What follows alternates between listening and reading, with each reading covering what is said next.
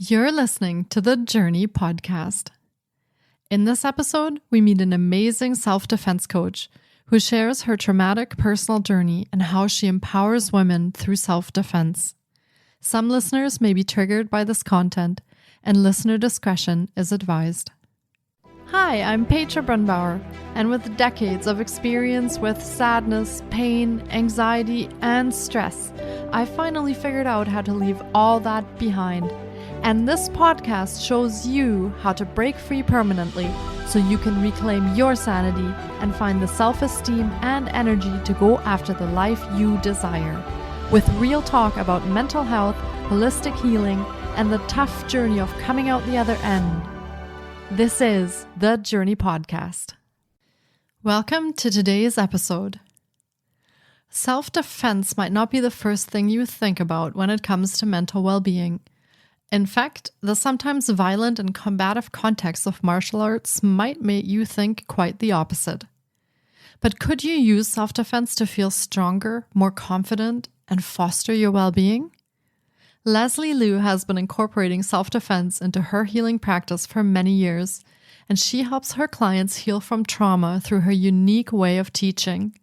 Trauma-informed self-defense teachers are quite rare, and Leslie is passionate about providing a safe and supportive space for her students.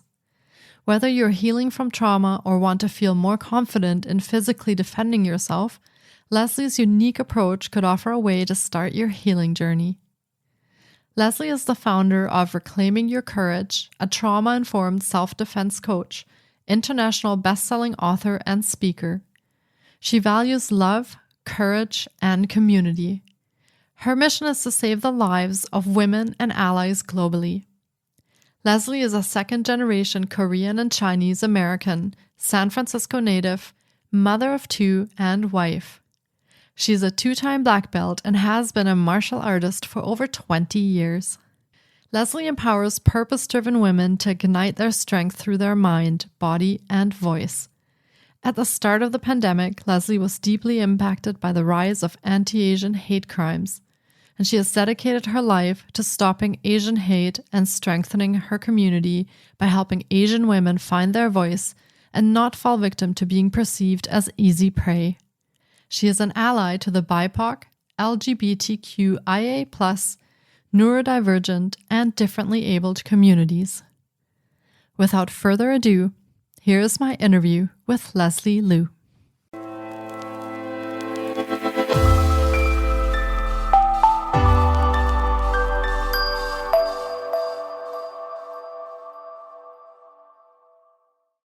Hi, Leslie. It's so great to have you on the podcast today. I've been looking forward to getting to chat with you because self-defense is such an interesting topic for holistic healing, and that's what we'll dive into today. Welcome to the podcast.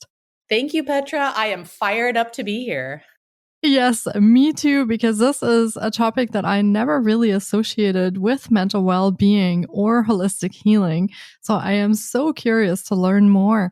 Do you want to share a little bit about your own backstory and what you've sort of lived through and your own experiences? Yeah, absolutely. I identify as a second-generation Korean and Chinese American. I was born and raised in the San Francisco Bay Area, and I can really segment this into 4 pivotal moments in my life.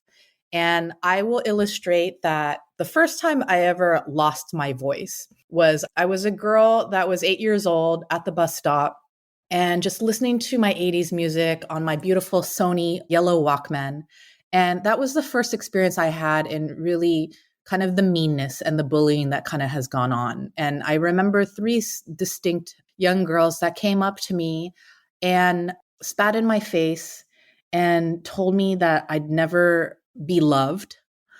And just every kind of mean comment that one could make about, my weight and my appearance.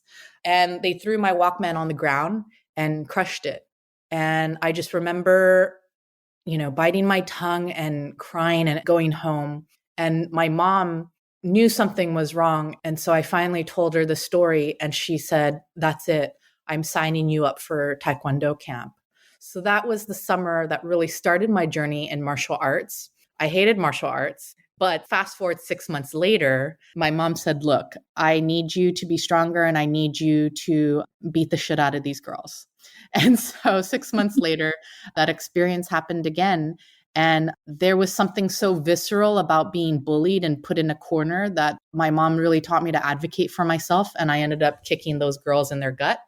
And that was that. That was like my first kind of experience in standing up for myself. And then a couple years after that, my mom thought it was very important for me to be connected to my Korean culture.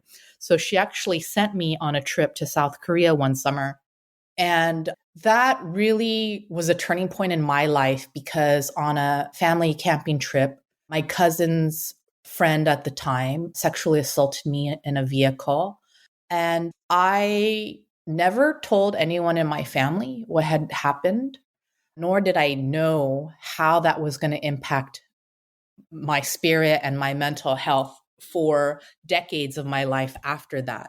But there was something about feeling like my family was going to kind of like do some trauma Olympics with me and say, oh, well, I've been through so much worse, and kind of the programming that went on into that. And then I'm going to fast forward to in my young adulthood, being held at gunpoint for the first time, having a gun pointed at me and having a hand gripped around my throat. And I remember mentally my brain just saying, like, I just can't believe that this is happening. And I froze and I didn't fight for myself. And, later on in life, in my 30s, when I was finally establishing a career for myself, I worked in a luxury brand hotel in downtown San Francisco. And I like to call it The Devil Wears Hermes. It's very much like that movie. I was an assistant to a woman who was a prominent Asian American leader. And I just remember so many moments of being gaslit and verbally abused by her. And I remember one day when I didn't do something the way that she wanted it to be done, she sat me down and she drew a bell curve. And she said, some people are just up here and a lot more bright. And I'm pretty sure you're down here, and you're pretty slow and dumb. And that time period is when I understood the cost of suppression. And because I didn't speak up in the moment, I got sick. I had a doctor really tell me, you have an ulcer. And if you don't really manage your emotions and your mental health and this depression and this anxiety that you're going through, you will bleed out. You will, there's just so many, my immune system started getting compromised. There's so many things. And that was the first time in my life someone ever told me this whole programming of you not fighting up, not managing things in a healthy way or talking about it or processing it actually can cost you your health and your spirit. So that's a little bit about my story. Wow. Thank you so much for sharing that, Leslie. And as I'm listening to you, I still am in complete shock and hearing what happened to you, the things that you have been through, and the way that it is like that for so many minorities, for so many migrants and immigrants that come to countries that consider themselves by, all accounts, very open and democratic. And it still shocks me to hear you talk about that so many years later. And as you and I talked about before this interview, that I didn't have that same experience that you had. I had a very much white and privileged upbringing, and I had a very different experience in my childhood. And to really listen to your story and to understand and learn about what happened to me is one of the greatest gifts that I can learn that, and I can become more aware of that. And so thank you so much for sharing that and for being so brave and strong and putting your story out there. I really, really appreciate you and appreciate that you're here today. And how did your experience that you went through in all those years, how did that connect you with the work that you're doing today? Yeah, thank you. I think that really, really concentrating on my overcoming my intergenerational trauma was really important to me even before I became a mother. I have 2 children under 5 now, and there is something about becoming a mother that really makes you evaluate the mother that you want to become. But far before that, I was teaching self-defense in a traditional environment. So would do these wonderful workshops with women at a self-defense studio, so to speak, with two other powerful women, like what to do if someone grabs you by the wrist and kind of this traditional view that people have. And I noticed that there were always women in the class who seemed trapped. And what I mean by that is, I think sometimes in gym environments, and they're great. I grew up in gym environments and traditional martial arts environments. And there's people who get very excited about it right away. And, it just really flows.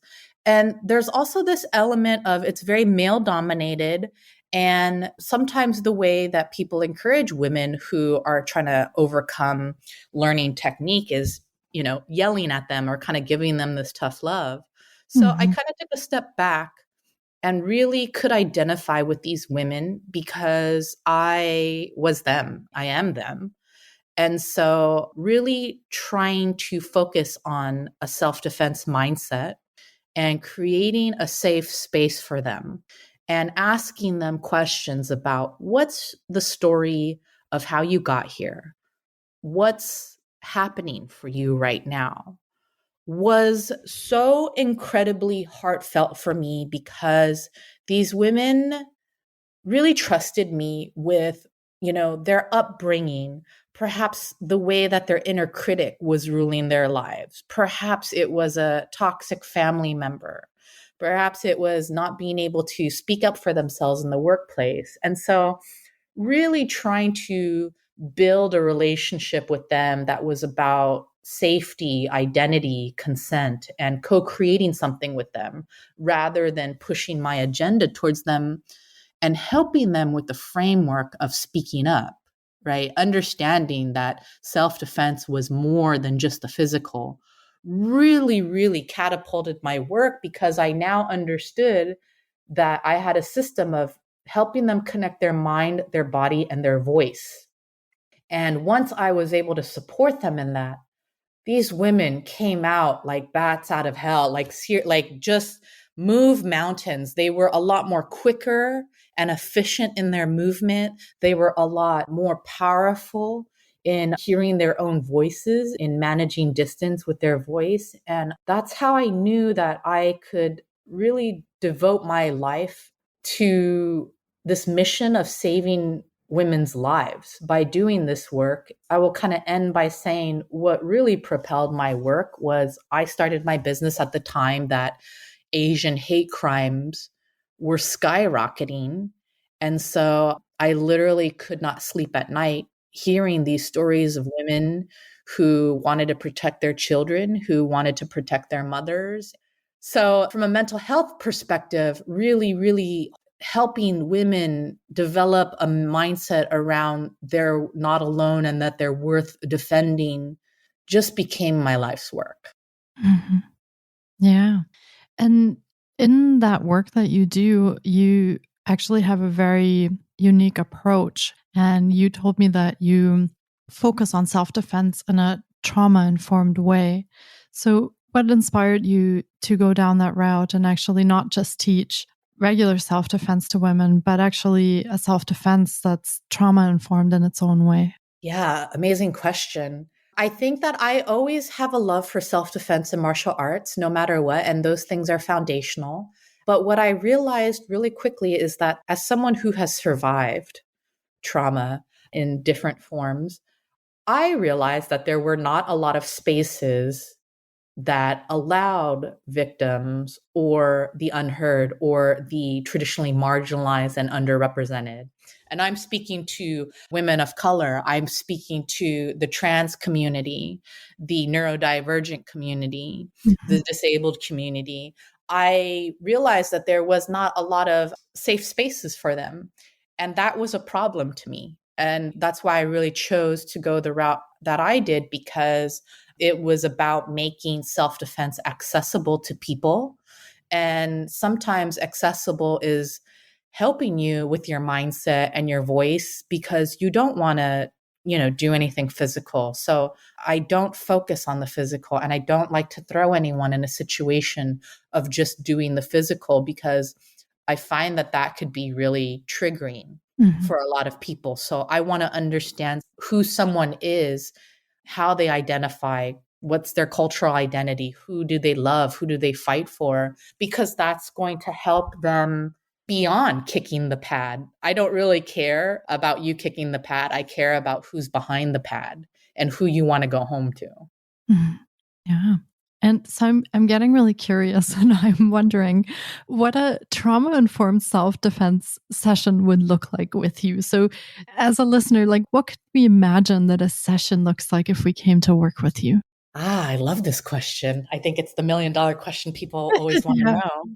It is one that is based off of what I mentioned earlier, identity, consent, and co creation.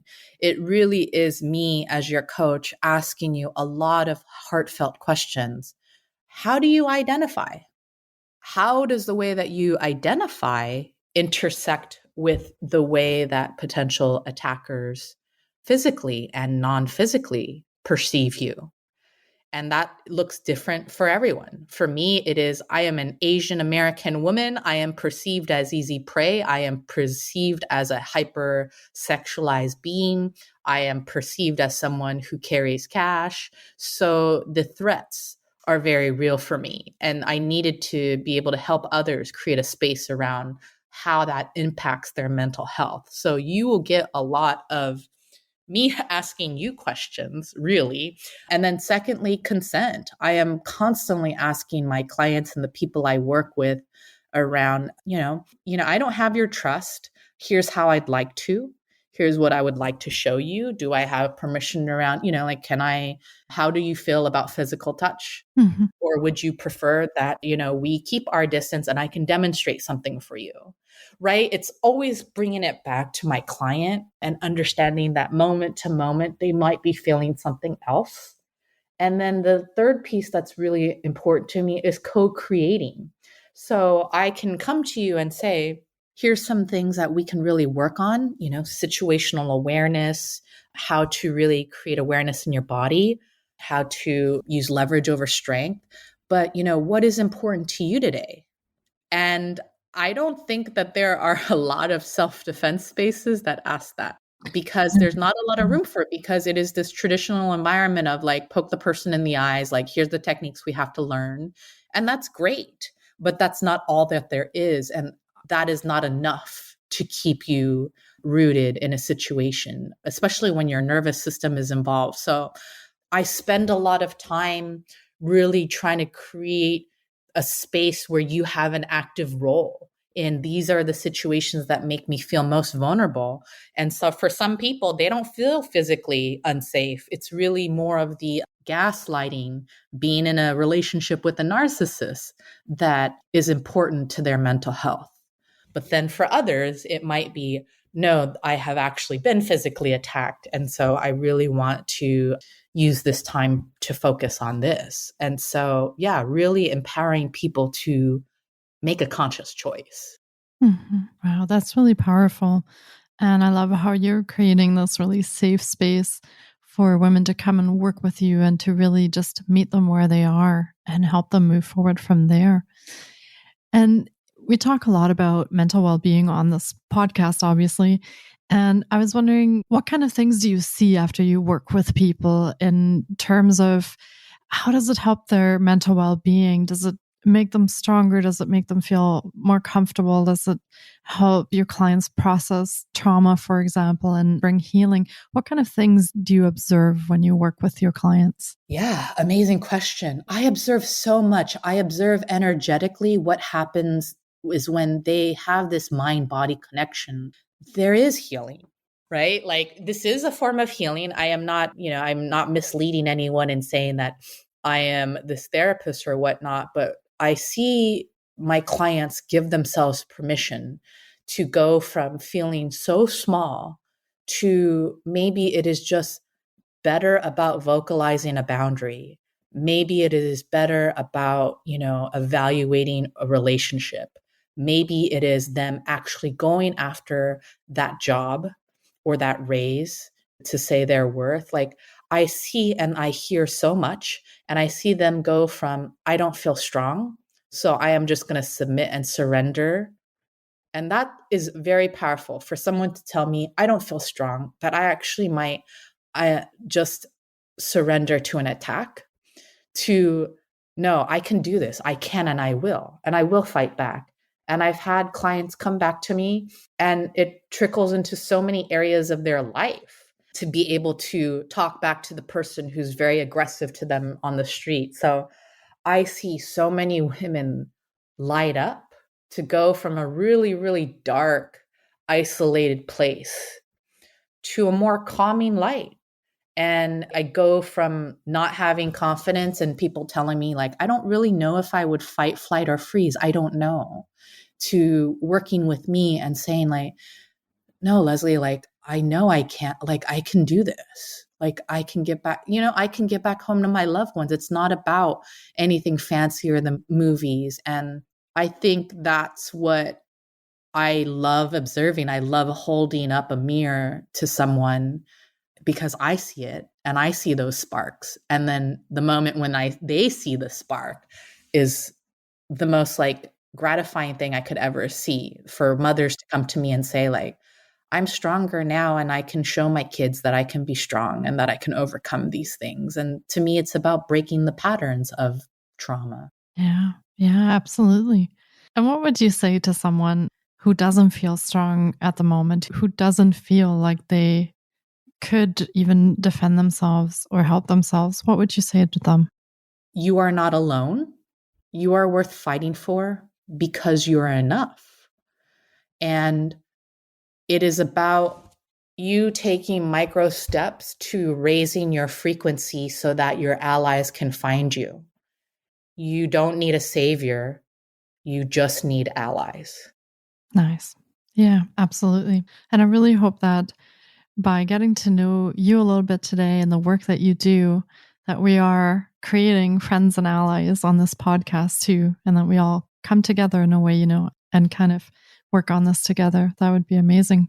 Yeah, Petra, I am just so humbled and I'm so grateful for my time and getting to know you and develop this friendship, because I'm really aligned with our values and supporting people in their mental health. And I think it's amazing that you're amplifying the voices of so many people. And, just in the short time that we've known each other, I really value your allyship, because you've really just kind of come to me, and it's so big for you to say, like, well, I didn't have that experience, but I'd like to learn what that's like for you and how I can help. Thank you so much for saying that. And I really appreciate that you come and share, because that is the other part that people very often keep silent when they have experiences that were negative and traumatizing, because they're afraid or they're ashamed. And we really do need to talk about that. And we do need to shine a light on that. That's the only way that we'll move forward through everything. So I really appreciate everything that you've talked about today.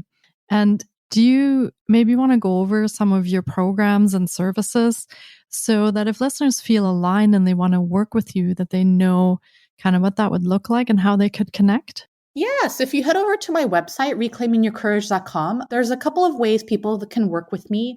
I do work around personal and community safety, this heartfelt discussions around allyship, really helping people in vocalizing their boundaries. And so if that resonates with you, I usually invite people into, a complimentary 15-minute heart-to-heart conversation where we kind of have a conversation like we did today, Petra, where it's like, this is a no pressure, no salesy thing. Like, I want to understand what it is that you are struggling with. And perhaps if I can support you with my programs, I have a Woman Warrior Uprising program. So I work with people in person and virtually. Mhm. And several times a year, I do group retreats for women. So there's a lot of ways people can engage with my work. So, yeah, the first step is I would invite you to schedule that 15-minute heart to heart. And then the other thing that I have provided a link to is just a free gift around a training video that I did. It's real short, 12 minutes, and it's called Practical Street Defense Basics. If you don't feel strong or you have no idea how you would even begin to defend yourself, that is a good start of really understanding, okay, well, how can I actually use and maneuver my body and when I'm feeling overpowered? Amazing. Thank you so much for offering that to our listeners. And we will be linking to all of Leslie's offerings in the show notes as well. So be sure to check there for how you can connect with her directly. And this has been another incredible episode. And I really hope our listeners have enjoyed this journey into self-defense as much as I have, because before meeting Leslie, I really did not know anything about how mental well-being and self-defense come together for such an amazing way to heal and to become stronger. And it just has been fantastic chatting with you on the podcast, Leslie. Thank you so much for your time today. Thanks so much, Petra. It was great to meet you, and keep up all this amazing work that you do. It is so, so important. Thank you. Thank you so much for taking time out of your day to listen in. If you enjoy the Journey podcast, please subscribe, share on social media, and leave us a review. And be sure to get your copy of our brand new ebook called Break Free. Sending you love and courage, and see you next week. Until then, you can find us on Facebook, Instagram, and the Journey blog.